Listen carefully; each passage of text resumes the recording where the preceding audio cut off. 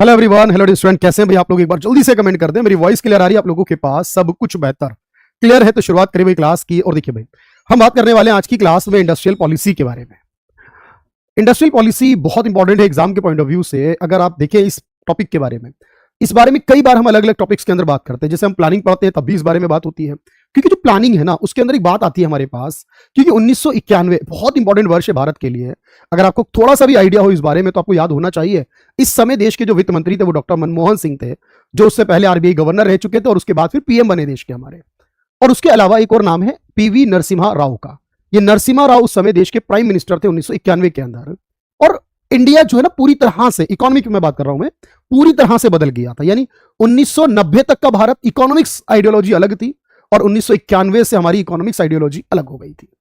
अब कहेंगे सर क्या है सब कुछ? मैं बिल्कुल एक एक करके बेसिक से बताऊंगा, सब कुछ बेहतर है होपफुली। चलिए अब हम देखो ये समझते हैं पहले तो हमारे देश में हुआ क्या। देखो, जब इंडिया इंडिपेंडेंट हुआ, आजाद हुआ 1947 में, समझना, तो हमारे पास एक ये बात आई, हमारे देश की इकोनॉमी कैसे चलेगी और हमारे देश में जो उद्योग होते हैं, जो हमारी देश की इंडस्ट्रीज होती हैं, वो कैसे काम करेंगी। यानी वो सरकारी होंगी, प्राइवेट होंगी, दोनों की मिलाकर होंगी, या क्या होगा इसके बारे में।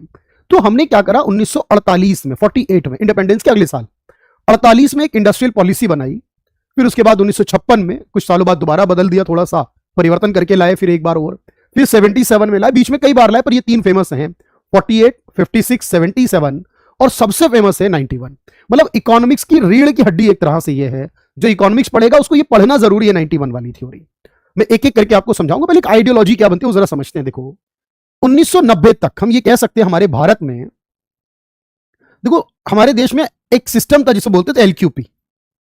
मतलब एल का मतलब था लाइसेंस, यानी कोई भी काम करते थे ना हमारे यहां, तो इंडिया में ना लाइसेंस राज, आपसे कई बार कहते ना भारत में लाइसेंस राज कब खत्म हुआ, तो 1991 में लाइसेंस प्रथा समाप्त हो गई। लाइसेंस सिस्टम चला करता था, 1990 तक चलता था वो। क्यू का मतलब था कोटा, यानी कोई लिमिट लगा देना, और पी का मतलब था परमिट। यानी तीन बड़े इंपॉर्टेंट शब्द थे, लाइसेंस, कोटा और परमिट। यानी अगर अब इस शब्दों को ध्यान से देखो, ये परमिट देने वाला, ये लाइसेंस देने वाला, ये कोटा लगाने वाला कौन है? यानी सरकार होगी। यानी 1990 तक भारत की अर्थव्यवस्था मिश्रित थी। मिश्रित ही आज भी, कोई दिक्कत नहीं है, लेकिन उसमें सरकार का रोल, सरकार की भूमिका बड़ी थी।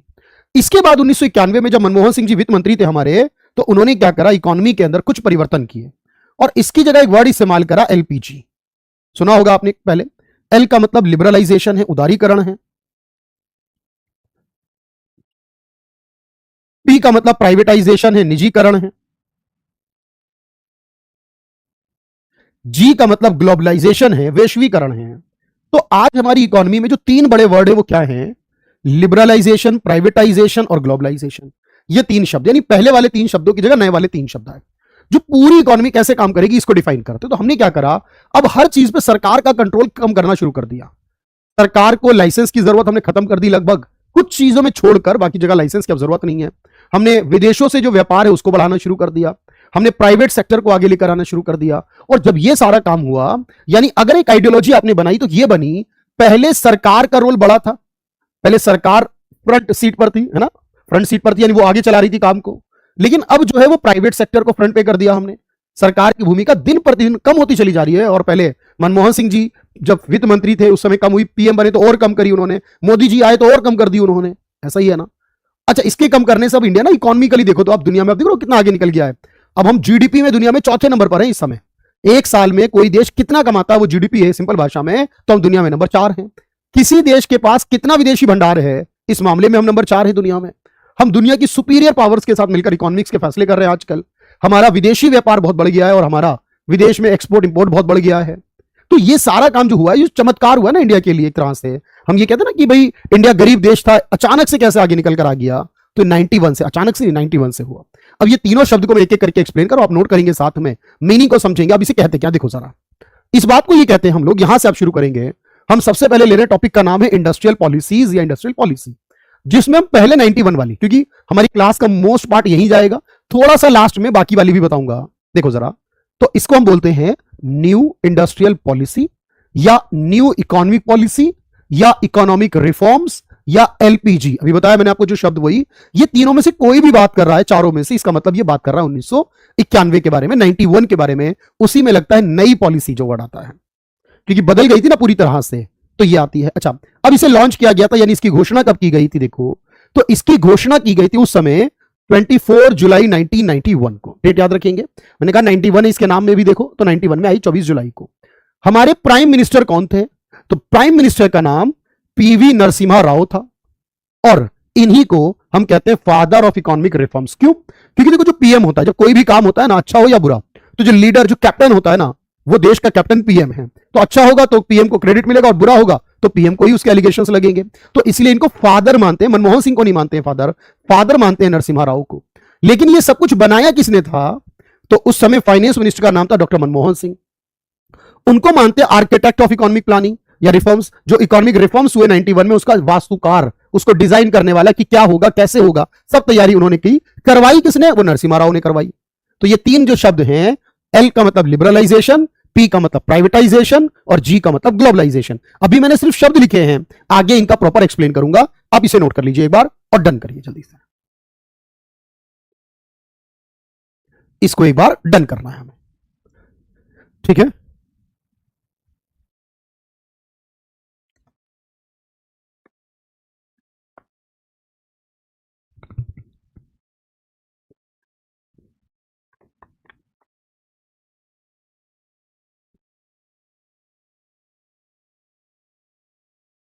उदारीकरण, निजीकरण और वैश्वीकरण, ये तीन शब्द दिए गए थे, ठीक? एलपीजी।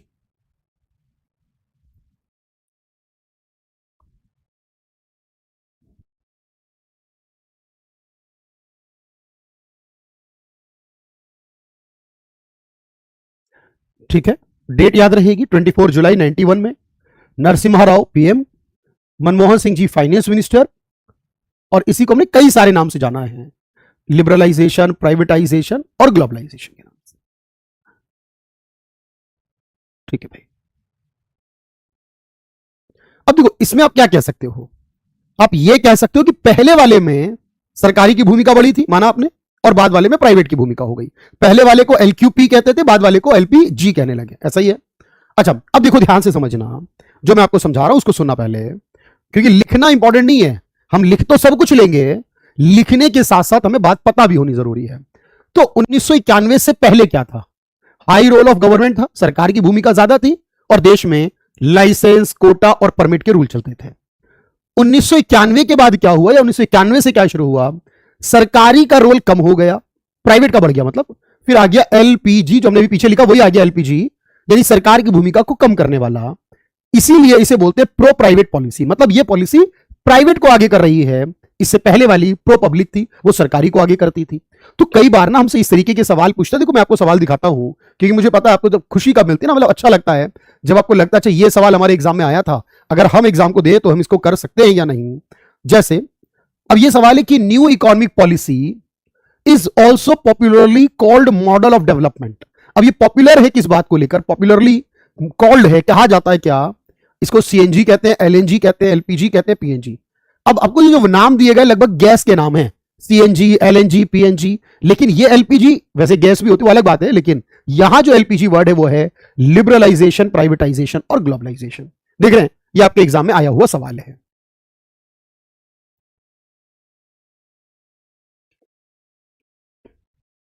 भारत में आर्थिक सुधार 1991 के दौरान प्रधानमंत्री कौन थे? अब इस तरीके से पूछा गया है, मैंने इसलिए पीएम का नाम आपको बताया था, याद करो। तो पीएम का नाम था पीवी नरसिम्हा राव, और वित्त मंत्री कौन थे? तो डॉक्टर मनमोहन सिंह। इनमें से किसने भारत की समाजवादी साख को कमजोर किया है? यानी सरकार में समाजवाद कहते हैं सरकार को, सरकार की भूमिका को कम किया है, यानी सरकार के रोल को, सरकार के महत्व को कम किया है। तो अभी अभी मैं क्या बता रहा था आपको कि इसके आने से पहले, इस नई पॉलिसी के आने से पहले सरकार की भूमिका ज्यादा थी, और इसके आने के बाद सरकार की भूमिका में कमी आ गई। यही है ना समाजवादी। समाजवादी मतलब सरकार के लिए होता है। समाजवादी पढ़ते पूंजीवाद, समाजवाद, तो उसी से निकल कर आया ये शब्द है। समाजवादी साख कमजोर हो गई है।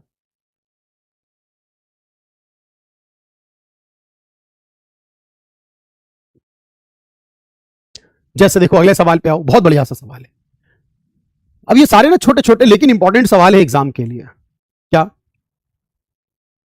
भारत में आर्थिक सुधार औपचारिक रूप से कब शुरू हुए थे? याद करो, अभी मैंने क्या डेट बताई आपको, डेट भी बताई, मंथ भी बताया, वर्ष बताया, 24 जुलाई 1991 से आए थे। जैसे ये सारे आपके पास पीवाईक्यू हैं, ये अलग अलग एग्जाम में आए हुए आपके प्रीवियस ईयर क्वेश्चन है, ये कोई भी सवाल अपने पास से नहीं बनाया गया। अब आपको याद करना, नई आर्थिक नीति जब आई 1991 वाली, तो क्या सीखा आपने, तो सीखा उसमें क्या नहीं था, उसमें लिबरलाइजेशन एल से पी, ग्लोबलाइजेशन जी से, प्राइवेटाइजेशन पी से, लेकिन सी से सेंट्रलाइजेशन कोई वर्ड नहीं था भाई, सेंट्रलाइजेशन जैसा कोई शब्द नहीं था। देख रहे भाई आप इसे,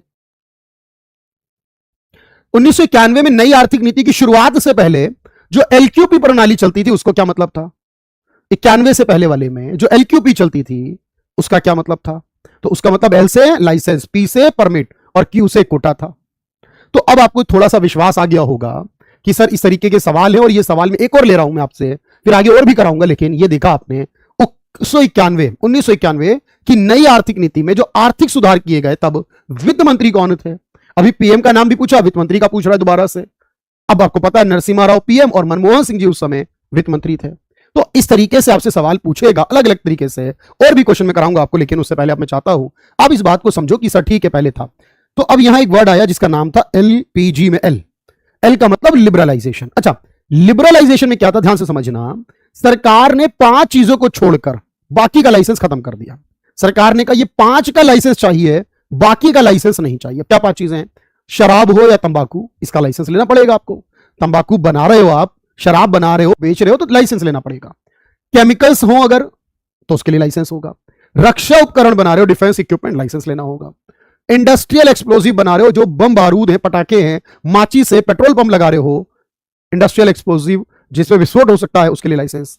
और साथ में जो आपके पास ड्रग्स यानी दवाई मेडिसिन है उसका लाइसेंस। ये 5 चीजों का लाइसेंस होगा, उसके अलावा बाकी के लाइसेंस को समाप्त कर दिया ताकि बिजनेस की शुरुआत करना आसान हो, नए रोजगार जनरेट करना आसान हो, जीडीपी में वो अपना रोल प्ले कर सके, लोगों की इनकम बढ़ सके।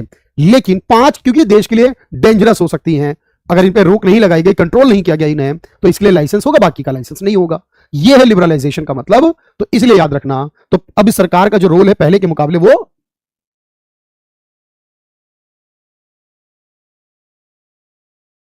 लो कर दिया गया।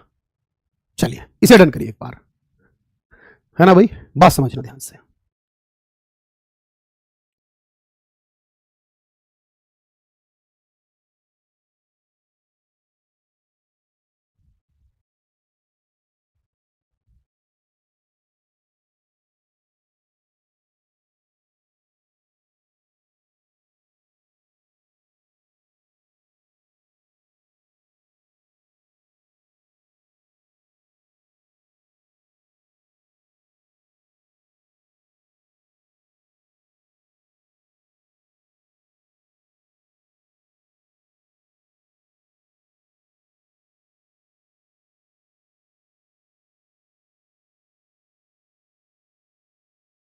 चलिए भाई, समझ रहे बात पूरी तरह से।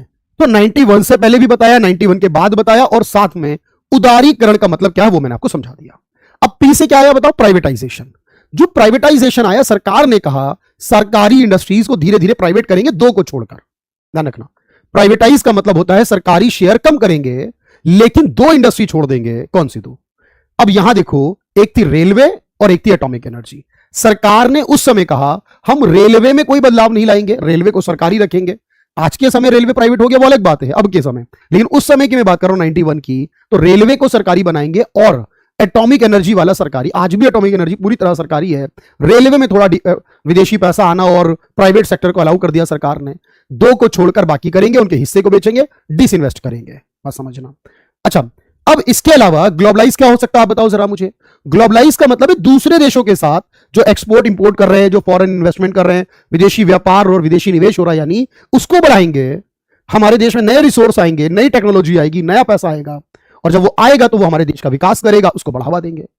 ठीक है, तो इसीलिए देखो याद रखना, अब अगले पॉइंट में क्या है कि प्राइवेटाइज करना शुरू करा हमने, सरकारी शेयर जो है उसकी हिस्सेदारी को बेचना और कम करना शुरू करा। लेकिन मैंने कहा 2 को छोड़कर, ठीक है, लिखा है आपने देखो, रेलवे और एटॉमिक एनर्जी छोड़कर बाकी सबको कहा।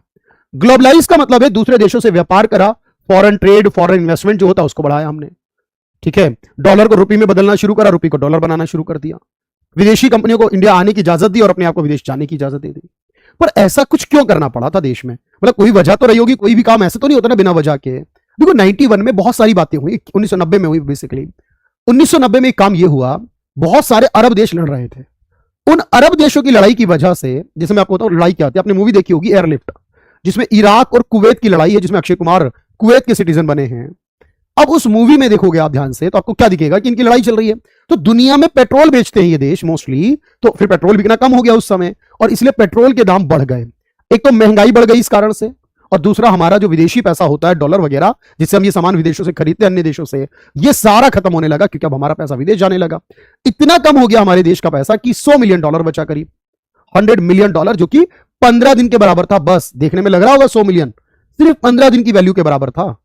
सारा डूब गया, कम होता शुरू हो गया, नुकसान में आने लगी इकोनॉमी हमारी, महंगाई बढ़ने लगी। उन देशों में लड़ाई चल रही थी, वो वजह थी। और हमारे देश का जो सरकारी घाटा है वो बढ़ रहा था, क्योंकि सरकार, आपको पता है सरकारी होती चीजें तो घाटे में चलती हैं। अब घाटा बढ़ रहा है, रिजर्व है नहीं, महंगाई भी बढ़ रही है, हमारा जो बैलेंस ऑफ पेमेंट, जो विदेशी लेन देन होते हैं, वो सारा नुकसान में जा रहा है। जब ये सब कुछ हुआ तो फाइनली सरकार ने उधार लिया पैसा। सरकार को जिसने उधार दिया पैसा, वो एक संगठन है IMF नाम का, मैं आपको लिखवाता हूं, वेट करना। तो अब आप कहेंगे कि सर हमारे पास ये सब लड़ाई वगैरह चल रही थी, तो हुआ क्या कि, अभी समझना बात को, पहले लगभग $100 मिलियन फॉरेक्स रिजर्व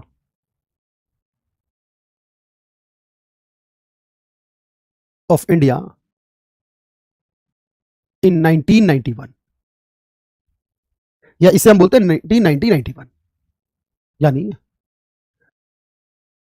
1990-91 में भारत का विदेशी भंडार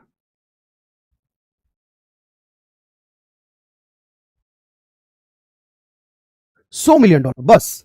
और मैं आपको बताऊं ये $100 मिलियन कितने हैं, आपको लग रहा हो बहुत सारे हैं। 2 वीक या 15 डेज इंपोर्ट कवर, यानी हम सिर्फ इससे अगर इंपोर्ट करना चाहें, दूसरे देशों से सामान खरीदना चाहे, तो सिर्फ 2 सप्ताह 15 दिन के बराबर हम खरीद सकते हैं, बस इतना ही बचा था ये। अब ये समझ लो आप। तो फिर हमें इस संकट से निकालने के लिए IMF एक संगठन है, पढ़ते हैं इसके बारे में। IMF provide loan to India to overcome balance of payment. जो ये संकट चल रहा था, इसको कहते हैं ना बैलेंस ऑफ पेमेंट क्राइसिस।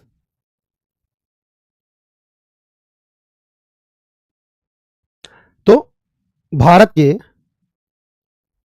भुगतान शेष संकट को दूर करने के लिए या खत्म करने के लिए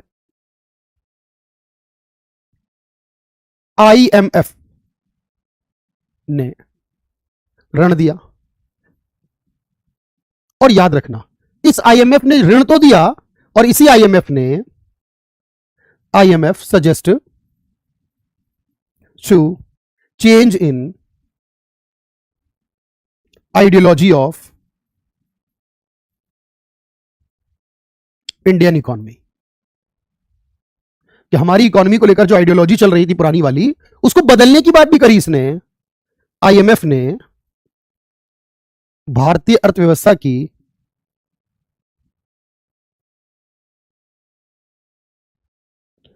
विचारधारा को परिवर्तित करने का सुझाव दिया। समझ पा रहे हैं भाई? और यही वो सुझाव थे जिसमें कहा कि इंडिया इकोनॉमी पे प्रतिबंध हटाओ, इंडिया की इकोनॉमी को दूसरे देशों से जोड़ो, है ना, ये सब प्राइवेटाइज करो। तो ये IMF क्या है, देखो इसका मतलब है इंटरनेशनल मॉनेटरी फंड। ये एक संगठन है, इंटरनेशनल मॉनेटरी फंड, और इस संगठन का जो हेड ऑफिस है, हेडक्वार्टर है, वो वॉशिंगटन DC में, जो अमेरिका में है कि USA में है। अब इस तरीके से आपसे कुछ और जानकारी भी पूछ सकता है। अब तो बहुत रिजर्व इंडिया के पास हो गया, पहले इसको डन करना है आपने। देखो कंटेंट ही आपको, देखो आपको पता है ना, सुपीरियर है। कंटेंट जिसके पास दमदार होगा ना, फिर कुछ परेशानी उसके साथ नहीं होगी। अगर आपने कंटेंट में कमी कर दी, कंटेंट में आपने बचना शुरू कर दिया कि कंटेंट नहीं लिखेंगे, बस पढ़ेंगे और पीवाईक्यू करेंगे, तो थोड़े बहुत हो जाएंगे। जहां मुश्किल में फंसोगे ना, वहां कंटेंट आपके काम आएगा। फिर कॉपी निकालो और चेक करो क्या आंसर बन सकता है। जरूरी है ऐसा करना बार बार। मैं इसलिए आपको एक एक बात लिखवा रहा हूं, हिंदी में, इंग्लिश में। आप समझो बात को, बस बताओ भाई। तो इसको आप नोट करो कि क्यों हुआ था सुधार, और अब सुधार आए, कारण बना, तो इसके बाद रिजर्व हमारा बढ़ा, जीडीपी हमारी बढ़ी, फिर तो भाई सारी तरक्की शुरू हो गई देश की। लोगों से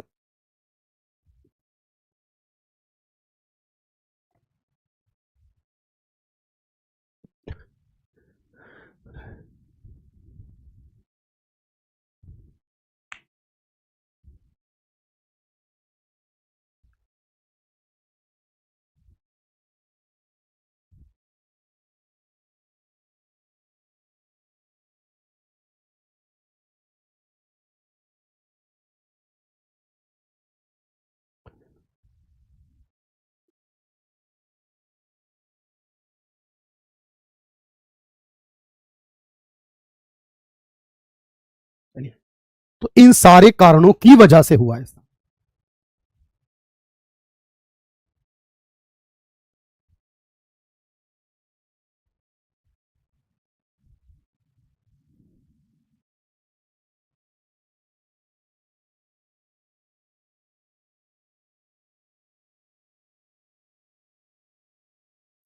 तो इस तरीके से आपको चलना है। तो होपफुली आप बात समझ पा रहे हो मेरी।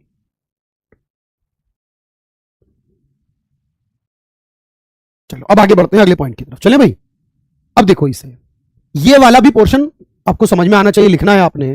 तो इतना ही रिजर्व बचा था, वो बहुत कम बचा था, और फिर आईएमएफ ने लोन दिया, आईएमएफ ने ही सजेशंस किए कुछ, और फिर हमने उनको मान लिया।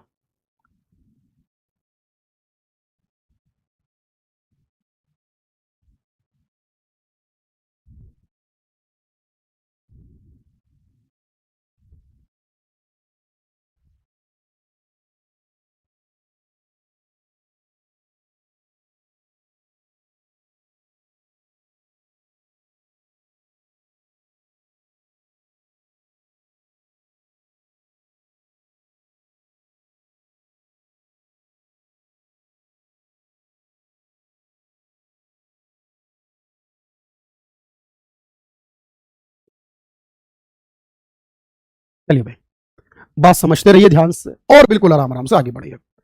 तो संकट आया, उसको दूर कर दिया गया, और ये सारी बातें हो गई। फिर उसके बाद तो सब कुछ बेहतर हो गया। आज तो हम सब बेहतर स्थिति में है भारत के लिए, देखा जाए, है ना। चलो अब मेरी बात समझो, क्या कह रहा हूं मैं।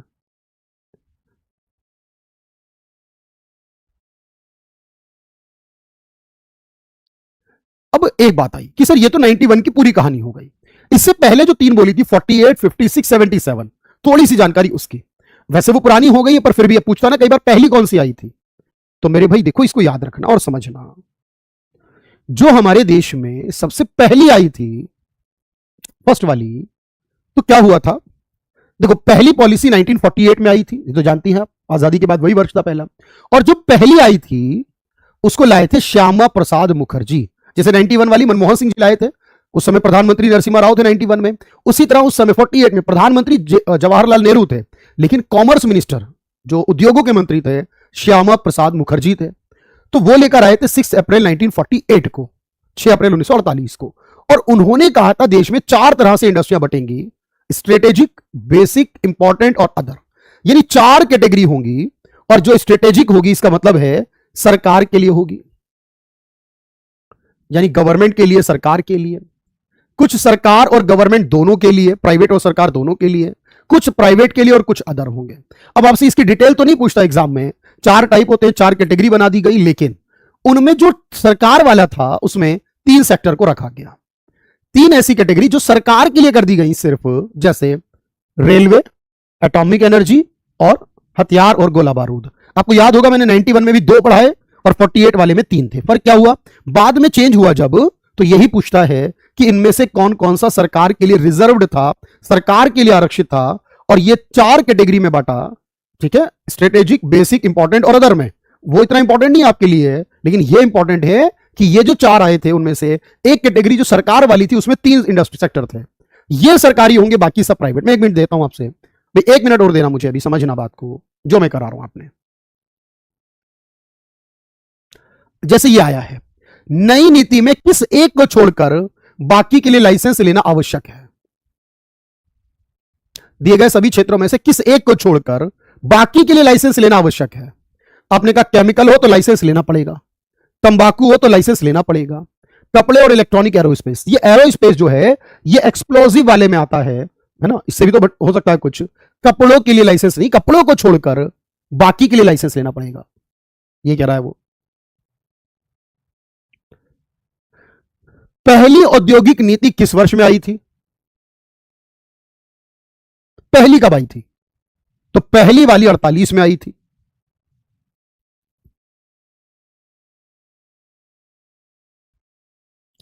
देखो भाई, 1948 में भारत के सारे उद्योगों को कितनी श्रेणियों में बांटा गया, वर्गीकृत किया गया था, क्लासिफाई किया गया था? सारी इंडस्ट्री को चार में, मैंने बताया ना, स्ट्रेटेजिक, बेसिक, इंपॉर्टेंट और अदर वाले में। देख लो ऐसे ही क्वेश्चन एग्जाम में आएगा। किस एक को छोड़कर बाकी के लिए लाइसेंस हटा दिया गया? अब यहां ये कह रहा बाकी का हटा दिया, एक को छोड़कर, तो शराब को छोड़कर बाकी का हटा दिया। इनमें से शराब को छोड़कर बाकी का हटा दिया। जैसे ये 1991 में जो बहुत सारे आरक्षित किए गए सरकार के लिए थे, 91 में 2 थे ना, 48 में 3 थे, 91 में 2 थे। तो जो 91 में 2 किए गए उनमें से एक कौन सा था? एक रेलवे था। जो 91 में 2 किए गए उनमें से एक क्या था? रेलवे था। जो 48 में 3 किए गए उसमें से कौन सा नहीं था? 48 वाले में 3 थे, उनमें से कौन सा नहीं था? तो 48 वाले में जो 3 किए गए थे उसमें रेलवे था, आर्म्स एंड इम्यूनिशन और एटॉमिक एनर्जी था, उसमें फर्टिलाइजर नहीं था। देख रहे हैं भाई, इतने बेहतरीन सवाल है ना? ऐसे एग्जाम में आए वो बड़े मतलब स्पीड में काम होगा सारा, हमारा कंटेंट ऐसा है बिल्कुल। तो आपने कहा जी बिल्कुल ठीक बात, समझ में आ रही है यहां तक, चलो। तो अब आपने ये बात याद रखी कि हमारे पास 4 थे।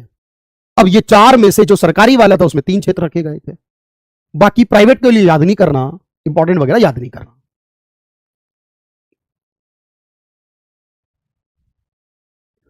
ठीक है भाई, अब देखते हैं आगे। जो 56 वाली आई थी उसको लेकर आए थे पीसी महालनोबिस। अब पीसी महालनोबिस लाए तो उसमें 3 कैटेगरी कर दी गई। अब यहां 3, पहले वाले में 4, दूसरे वाले में 3, और इसमें कहा एक होगा शेड्यूल ए। अब नाम बदल दिए, शेड्यूल ए बी सी कर दिए। शेड्यूल ए में 17 और बी में 12 और बाकी सब सी में गए। जो 17 है वो सरकार के लिए। अब सोचो, 48 में सरकार के 3, 56 में सरकार के 3 से बढ़ाकर 17, और 91 में 17 से कम करके फिर 2 पे आ गए थे। यही हुआ ना? और 12 सर प्राइवेट के लिए स्पेशली, कि प्राइवेट वाले लाइसेंस लेकर कर सकते हैं, और जो बाकी है सी में वो सारे प्राइवेट वाले, कोई भी करे फर्क नहीं पड़ता। 12 जिनके लिए लाइसेंस था सरकारी के। और 77 आखिरी वाली जो बात है उसमें हमने छोटे उद्योगों पे ध्यान दिया था, और 77 में पावर को छोटे हिस्सों में राज्यों को दिया गया जब मोरारजी देसाई सरकार में थे। तो 77 वाली छोटे चीजों पे ध्यान दे रही है। 56 में 3 में बांटा गया, 48 में 4 में बांटा गया। अब ऐसे करके पूछेगा, यानी पहले वाले सारे जो भी थे वो सारे के सारे एलक्यूपी पे बेस्ड थे, सब में लाइसेंस की बात हो रही है, लेकिन बाद वालों में सब में प्राइवेटाइज को बेहतर बनाया गया। बात क्लियर है? चलो इसको एक बार देख लो।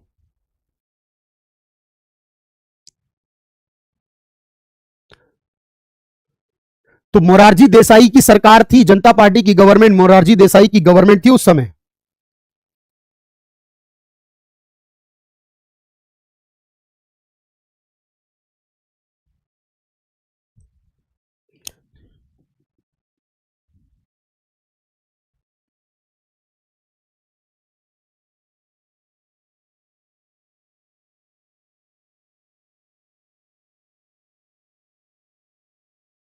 समय मिलाएगी। क्लियर है बात? तो इस तरीके से ये हुआ 77। तो आप सारी चीजों को पढ़ रहे हो, एक एक करके मैंने क्वेश्चन दिखाए, कितने सारे क्वेश्चन ऑलरेडी देखो हमारे एग्जाम में आए हुए हैं। बस हमें यही काम करना है, पूरी ईमानदारी से हम अपने कंटेंट को बनाएं, प्रैक्टिस करें, पीवाईक्यू सॉल्व करें, हम जो कुछ पढ़ें वो सही तरीके से हो, उसके अंदर कंटेंट में कमी ना हो। देखो एक बार हम कंटेंट बनाते हैं, अगर हम कोई कमी छोड़ देंगे फिर दोबारा बनाना पड़ेगा, फिर दोबारा जब बनाएंगे तो फिर बहुत सारा पुराना वाला पढ़ना पड़ता है थोड़े से नए के लिए। इसलिए एक बार ऐसा कंटेंट तैयार हो कि जनरली अगर कोई भी एग्जाम दे रहे हैं तो सारे एग्जाम उसमें क्रैक हो जाए, सारे एग्जाम उसमें आ जाए। देखो मैं 2-4 सवाल और दे रहा हूं, आखिरी, आज के लिए इनफ होगा उतना। अब मैं आखिरी 2-4 सवाल जिससे आपको थोड़ा सा और आइडिया मिल जाए, थोड़े से, जैसे ये आया, किस नीति में लघु उद्योगों को ज्यादा जोर दिया गया था? लघु उद्योगों पर ज्यादा जोर दिया गया था। लघु की बात ज्यादा कहां हुई है बताओ? लघु की बात ज्यादा 77 में हुई है। 91 की पॉलिसी में क्या नहीं था या क्या नहीं है? तो उन्होंने लाइसेंस सिस्टम खत्म करो, यानी लिबरलाइज करो, प्राइवेटाइज करो, निवेश मतलब ग्लोबलाइज करो, लेकिन प्रोटेक्शन जैसा कोई शब्द नहीं था।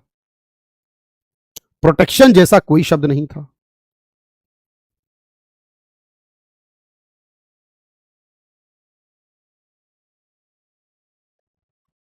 उन्नीस में उद्योगों को कितने श्रेणियों में बांटा गया था? 1956 में, तब 3 में बांटा गया था। 1991 में सुधार क्यों करने पड़े, उसके क्या कारण थे?